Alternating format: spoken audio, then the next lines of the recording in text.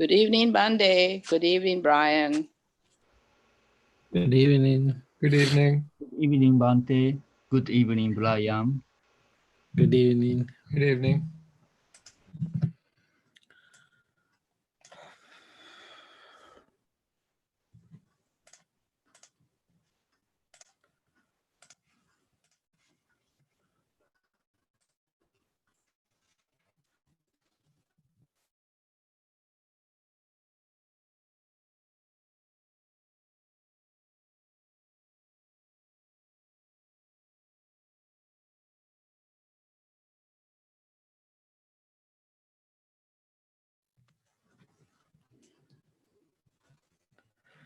Okay, I can start.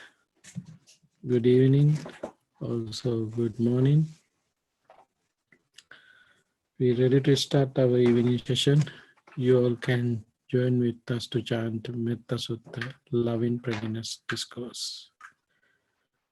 May all beings be happy and secure. May all beings have happy minds, whatever living beings there may be, without exception, weak or strong, long, large, medium, short, subtle or gross, visible or invisible, living near or far, born or coming to birth.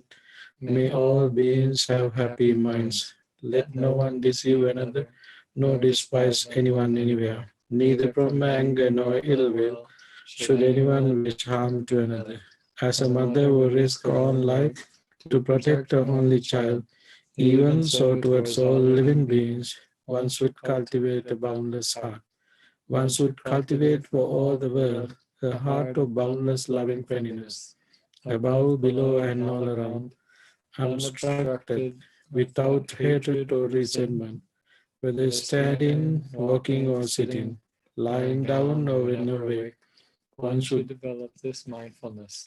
This is called divinely dwelling here, not falling into erroneous views, but virtuous and endowed with vision. Removing desire for sensual pleasures, one comes never again to birth in the womb.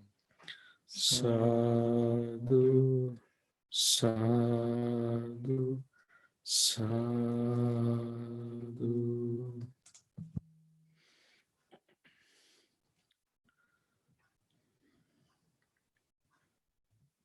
Make comfortable seats. Keep your body upright. Focus on your breath. Mindfully, happily, and peacefully breathe in and out. Your body is relaxing, also your mind. Take a deep and long breath and let it go slowly. Again, take a deep and long breath. Let it go slowly.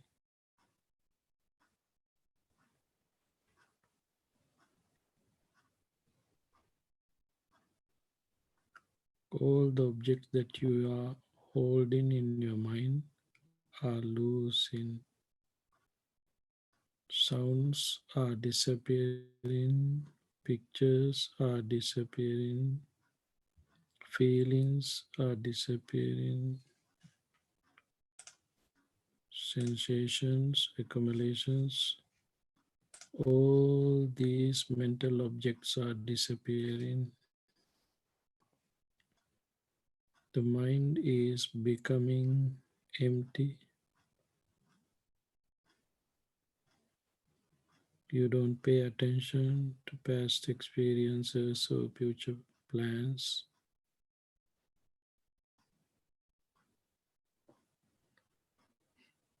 Your mind is relaxed. Also, your body.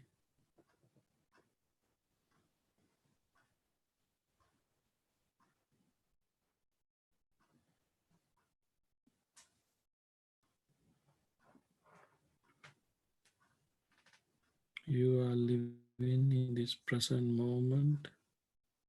Cut off the whole world, come to this moment. being in this present moment, focusing on your body, generate loving friendliness thoughts towards yourself.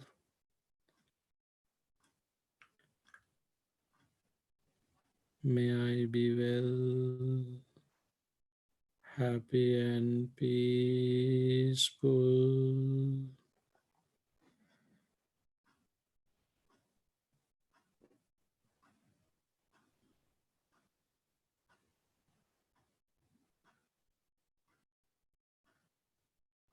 You feel happiness. You feel wellness. You feel sorrowlessness and painlessness.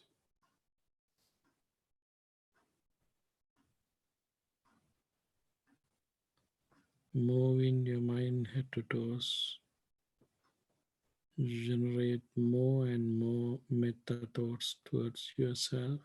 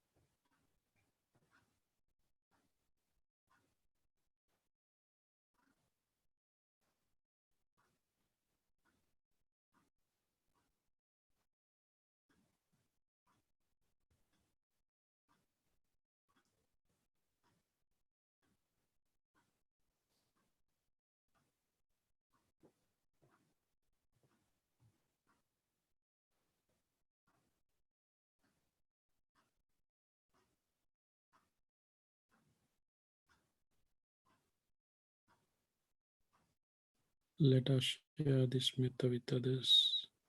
As I am, my family members, friends, relatives, and neighbors be well,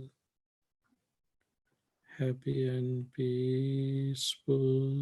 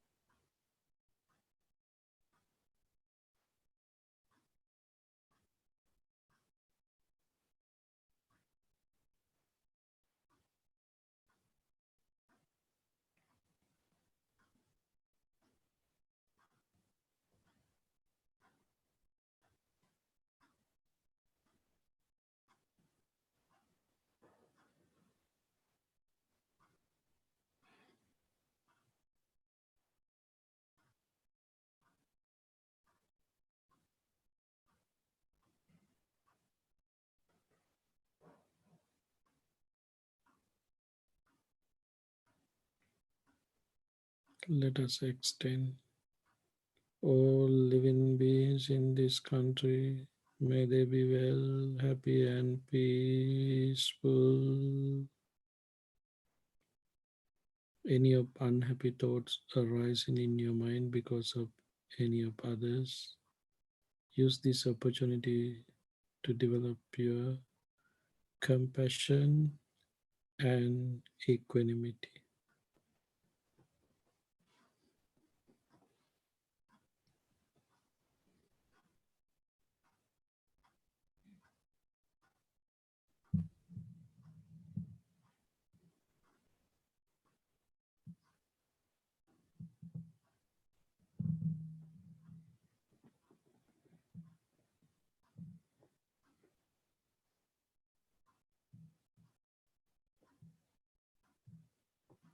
All living beings on this continent, may they be well, happy and peaceful.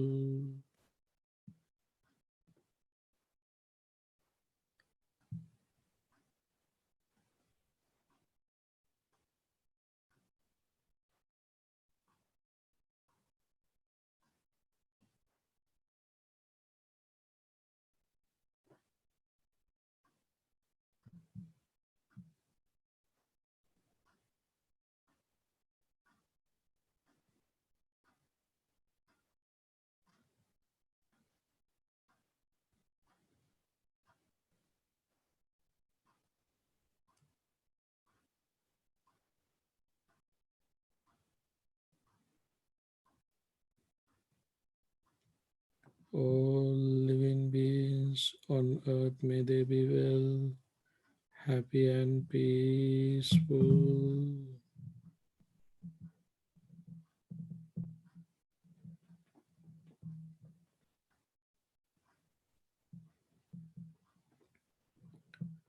All living beings in this galaxy, may they be well, happy and peaceful.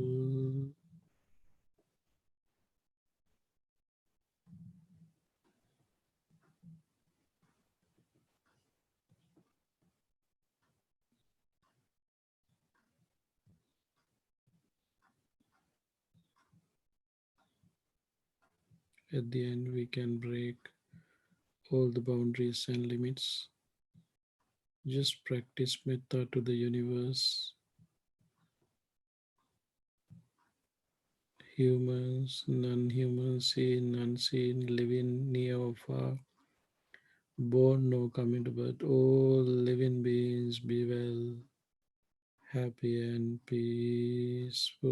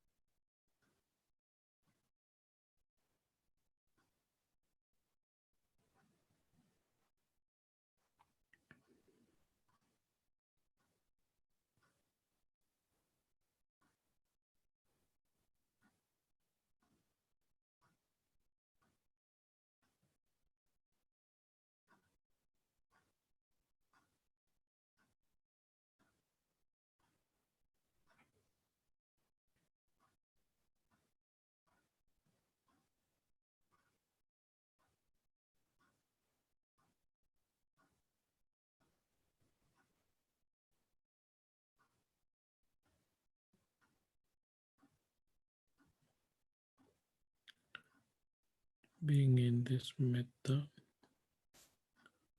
let us practice mindfulness of breathing meditation.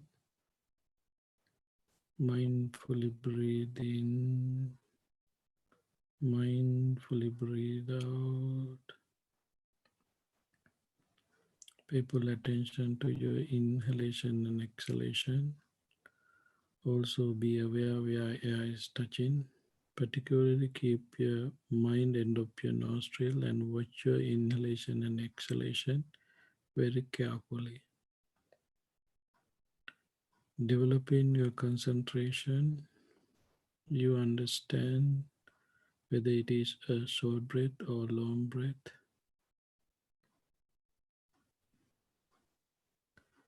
The nature of the breath and also how important your breath is. The life is depending on the breath, but the breath is not absolutely existing. The breath is a process.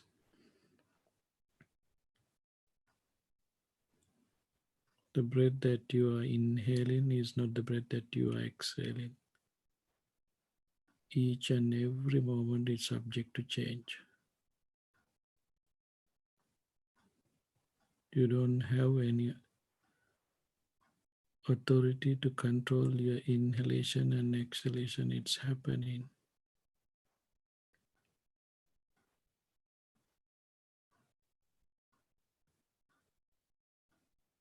The breath is changing, changing and changing.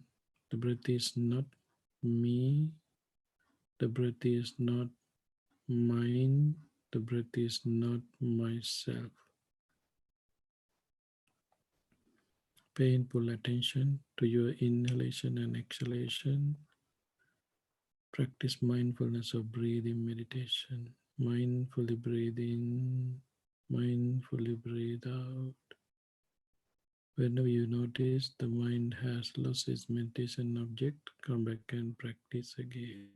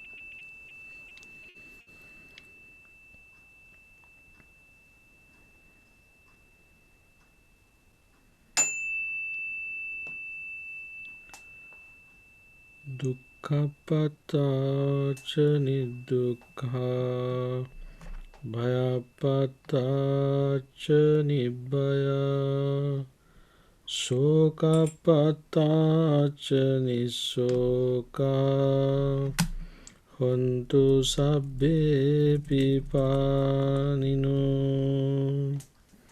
May the suffering be free from suffering. May the fear struck be free from fear. May the grieving be free from grief. So too may all beings be.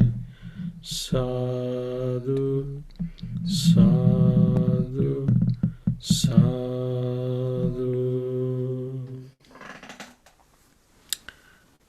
Thank you. Let us start our Dhamma sermon.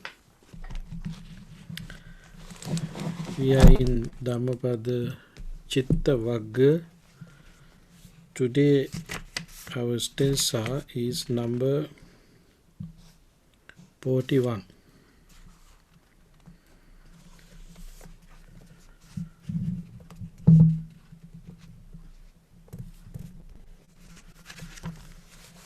This stanza is very important.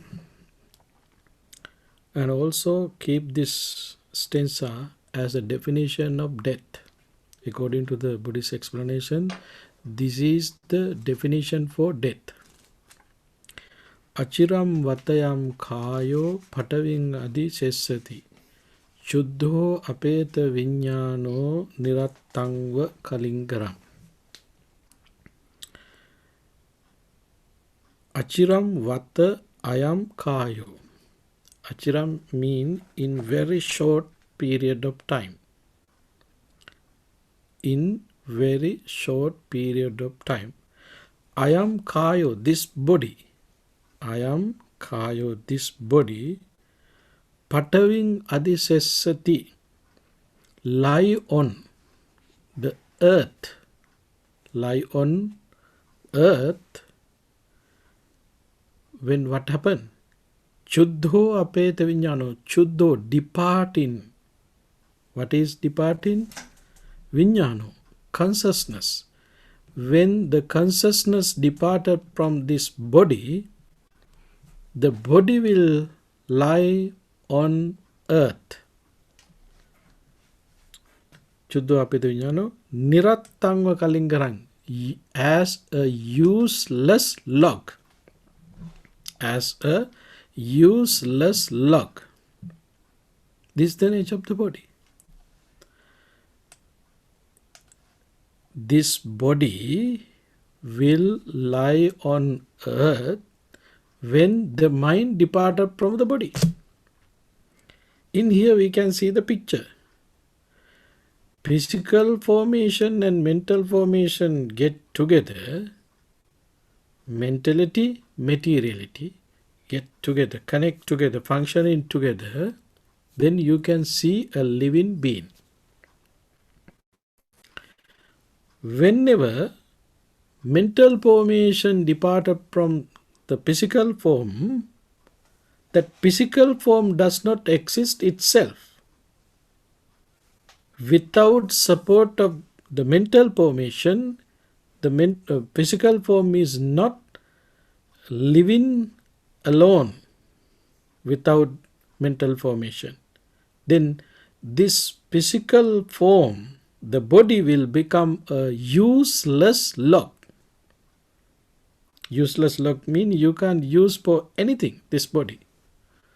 Only the medical field can use that body to do some research and investigations. That's it. Just think about even logs we can use during winter time to warm up our houses. But what we can do with this body when the mind departed from the body? We can't use. Even no one like to keep this body in their place, dwelling place. They're ready to throw it away. Not just throw it away, they're ready to burn it. They're ready to put under the earth, at least 6 feet under. Because people have doubt whether that body get back again. That's why they do those kind of things. Anyway, this is the nature of useless. This is the nature of useless situation. Now, so many things. Just think about even the parts that you have in your body. Those parts have some kind of value. Actually, unvaluable parts are there with you. You can't value your eyes. You can't value your bloods. You can't value your kidney. You can't value your heart. You can't value your brain. Unvaluable. That's why when something happening to these body parts, you're ready to spend your whole wealth to get recover. To recover back all these body parts. I have some experience. One of my friend, he was spending his whole wealth when his wife get a cancer. At the end of his wife died, and then he was counting after her death how much he had spent, and then he was telling me, Bhante, already I spent 5 million for her treatments. Now you can see how much you have, whole your wealth you ready to spend to recover from those kind of sicknesses that the body get. It means those body parts are unvaluable.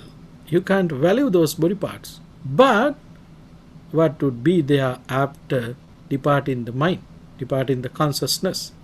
When the mind, the consciousness departed from the body, that unvaluable body becoming a useless log.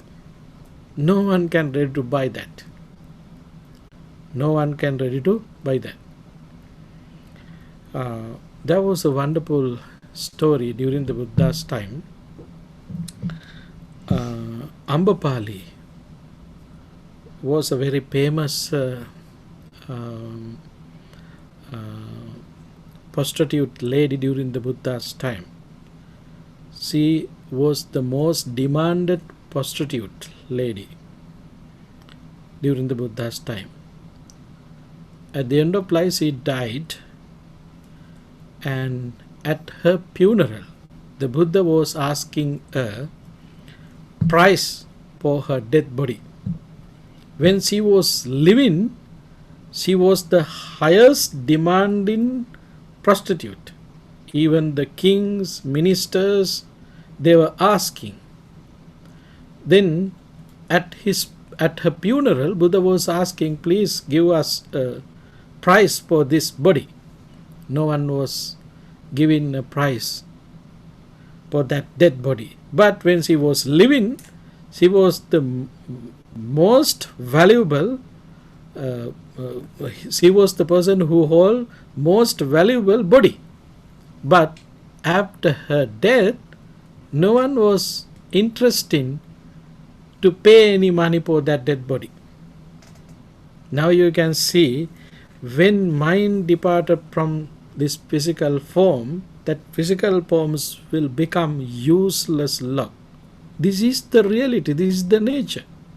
Then now you know the mind is the most important thing. Now you can see the definition. What is death? Death is not something. Physical form departing from mental formation, mental form departing from physical formation. This is the death, according to the Buddhist explanation. Then physical form remain in here, because this physical form created by 4 elements. Elements are there. Earth elements, water elements, fire elements, air elements. All these 4 elements are there. According to the Abhidhamma explanation, there are 8 elements. Those elements belongs to physical form. These physical forms not going anywhere, it's subject to change. We call it viparinama, not impermanence. This is viparinama. And it's happening to the body, and then mind departed from this body to the nature of mind, full with ignorance, full of desire, full of anger. So naturally that mind ready to take another place within in 1 nanosecond. Within in 1 nanosecond. This body will remain here itself. What was there? Only thing happened. The mind departed from this body. Now this is the definition for death according to the Buddhism. So we have duty and responsibility to take care of this mind. We don't know how long these two alone together, getting alone well, mind and body. Whenever this connection, this relationship lose, that would be the last moment. So that until that moment we can do everything, but after that we don't have any opportunity to do, any ability to do anything.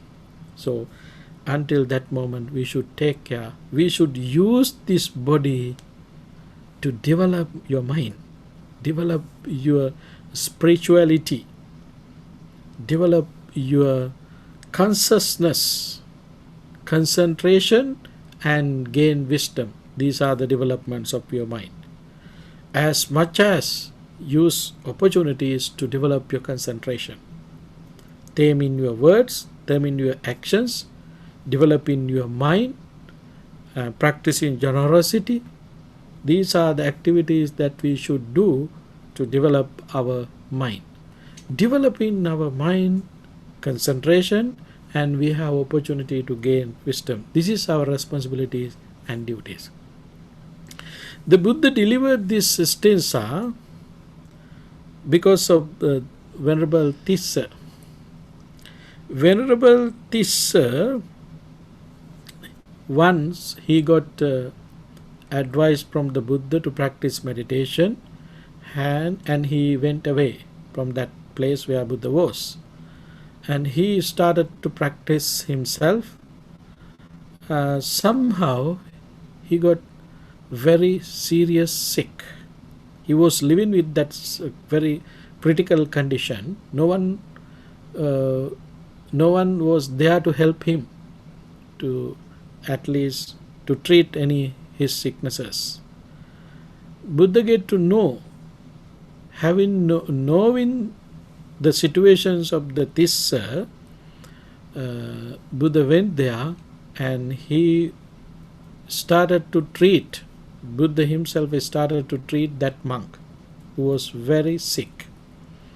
Boiling water started to clean up him, and when Buddha started to do those things, then other monks also connect with the Buddha, and then finally Buddha clean up him, wash his clothes and everything, and then get him back to his bed. When he was, when that moment, when he clean up, that monk concentration and body strength went up. He was very comfortable. During that time, Buddha advised him to see the nature of your body.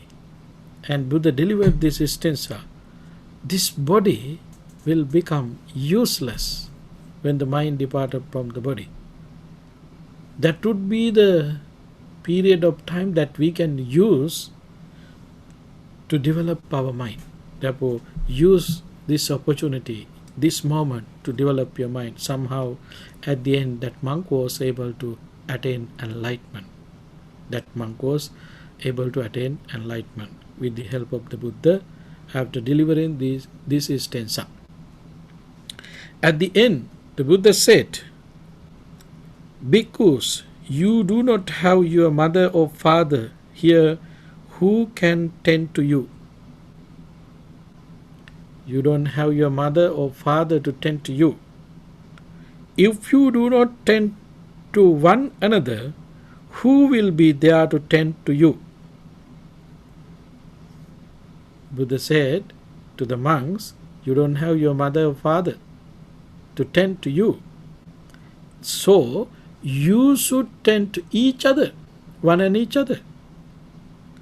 Not only that, remember that whoever tends a sick person tends to me as it were.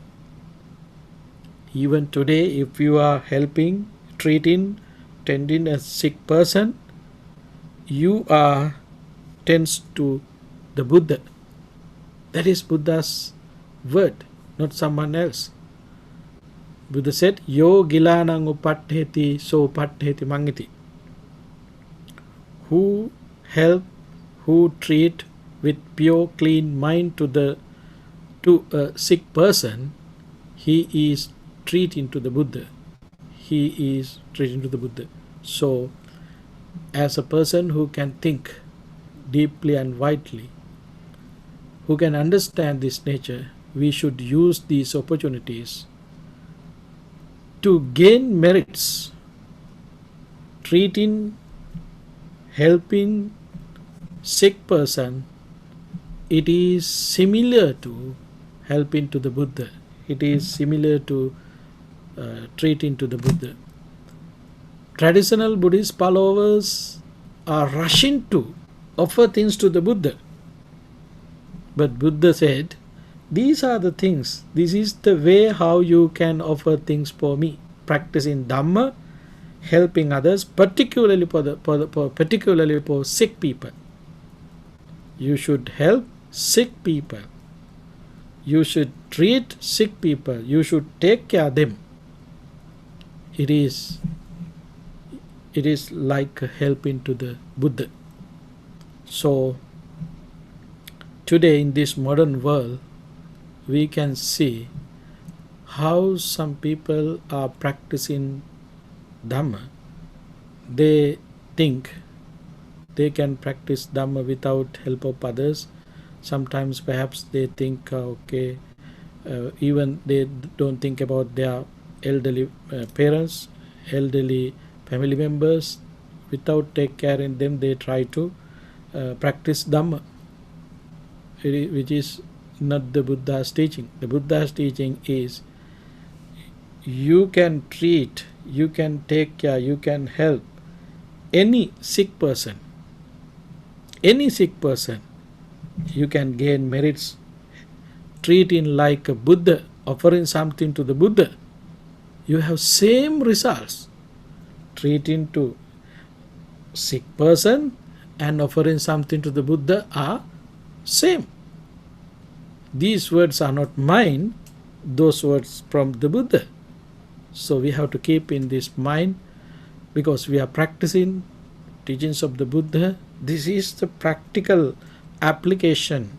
The Buddha's teaching, following the Buddha's teaching, applying the Buddha's teaching. We should be this kind of person. This is the real way to get results of the Buddha's teaching. Otherwise, some of them think, just practicing meditation is the only way that we can achieve our goal. That is the way that we can achieve Nibbana. No.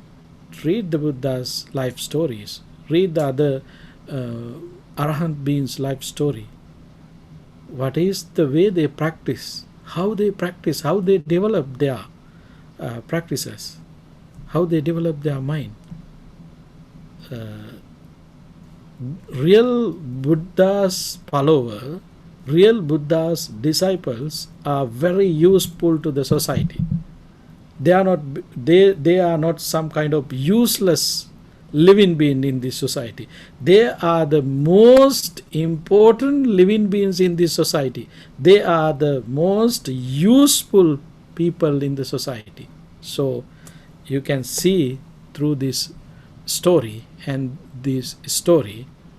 how would be the real Buddhist follower?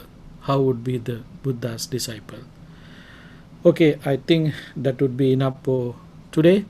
I'm giving those things to think yourself, not convince or not to opportunity to think yourself how we can apply the Buddha's teaching to our day-to-day life, how we can achieve, according to the Buddhist explanation, Buddha's teachings, those goals, how we can attain enlightenment. Without fulfilling these duties and responsibilities, there is no way to achieve Nibbana. So all these things very helpful to develop our concentration. Okay, that would be enough for today. We'll see tomorrow. Now this is the good time to share merits. First of all, we can think about our departed relatives, friends, family members and pets who departed name of us. All of them rejoice these merits, rejoice in these merits. May they be have peaceful, happy life. May they be able to attain ultimate bliss of Nibbana. Having that aspiration, say sadhu, sadhu, sadhu.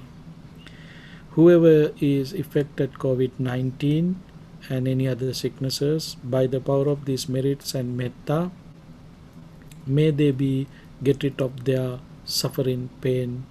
May they be able to get recover soon. Having that aspiration, make blessings upon them, saying sadhu, sadhu, sadhu. May you all be well, happy and peaceful. All your wishes come true by the power of these merits. May we be all able to attain ultimate bliss of Nibbana. Having aspiration, say sadhu, sadhu, sadhu.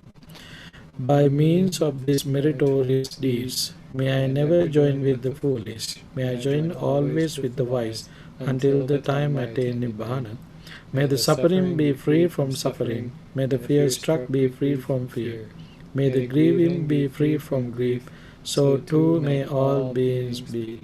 From the highest realms of existence to the lowest, may all beings arisen in these realms, with form and without form, with perception and without perception, be released from all suffering and attain to perfect peace.